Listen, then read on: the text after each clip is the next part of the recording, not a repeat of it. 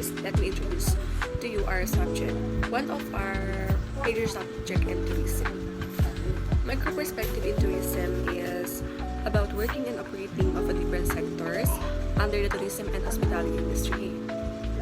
So, first, the module 2, the psychology of tourism. What I've learned from this module is the motivation for travelers. In that lesson, there are some reasons why people travel. Number 1, physical motivators.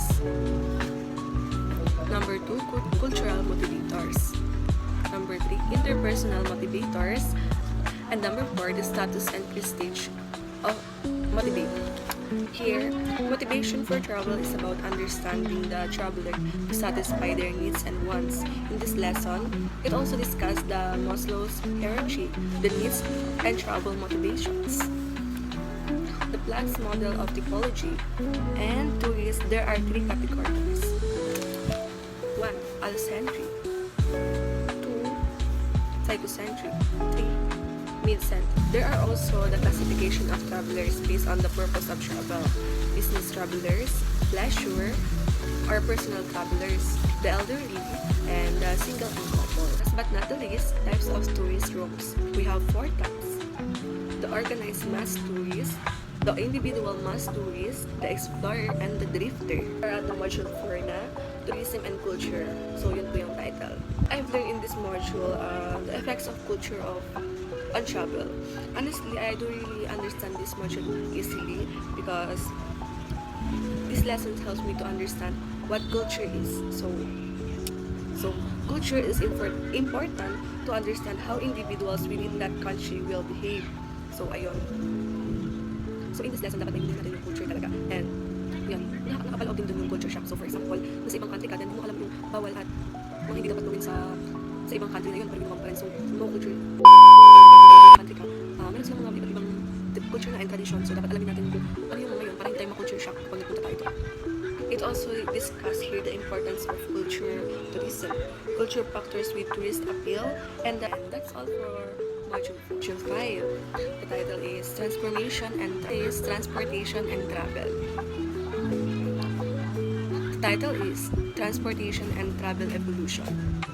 What I've learned in this module is the definition of transportation, that there are also 7 eras. For example, here are the 7 eras. So number 1, pre-industrial system era, early industrial travel system era, mature railway system era, express travel system era, automobile-based travel system era, modern tourism travel system era, and post-mobility adjustment era.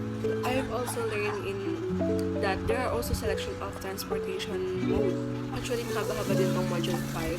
And so, ayun lang yung pinakamas na intindihan discuss ko kasi mukhang hindi na siya kakasya sa time if ever na i-discuss ko pa lahat. So, yun. Let's jump up to module 8 na because the 6 and 7, hindi ko na siya madidiscuss kasi absent to that time. But here in module 8 na lang siguro. So here in module 8, ang title niya is Management, the Lodging and Establishments. First we have room division. Learn that this is the largest employer of the hotel. It has 2 departments, front office and housekeeping. Front office, it is the hub or nerve center of the hotel, while housekeeping is for the cleanliness, appearance, and condition of the entire hotel. Also the food and beverages. In the kitchen, it has executive chef, sous chef, chef de partie. Also, I've learned what are the functions of human resources. Number 1, hiring or recruitment. Number 2, compensation. Number 3, evaluation and management. Number 4, promotions. Number 5, managing relations. And number 6, planning. Number 7, training. It also includes here the sales and marketing. So, sales, it's about activities directly related to the client's purchase of hotel, rooms, and services. Marketing, activities directly related to increasing potential guest awareness of a hotel. Meron din dito yung the safety and security. Safety, protection of individual physical well-being and health. Security, protection of individual, business, property, or asset. So, let's move on to Module 10 kasi Module 10 na yung kasunod ng 8. So, yan. It is history of food and beverages industry.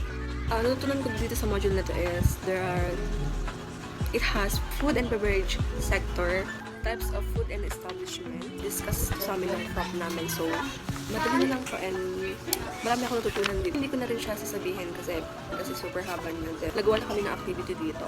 So, let's move on to Module 11. So, yan, here at Module 11, the title is Management of the Food and Beverages Industry. Actually, na-discuss na rin ito sa amin ni Sri. May mga highlight. May mga highlight pa tayo makikita dyan.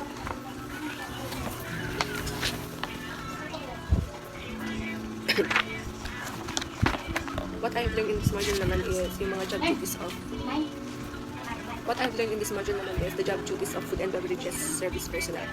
So, as a student na meron ng work experience sa food industry, yes, yun, medyo meron akong alam sa mga ganito. And yun, actually napag-aralan din namin yung ganito. Ito. Yan. So, na module 12, the recreation and leisure. So, yun. Or like kanina sa module 11, ayan.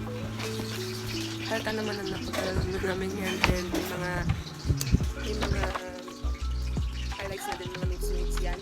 And yun, importance of recreational and leisure.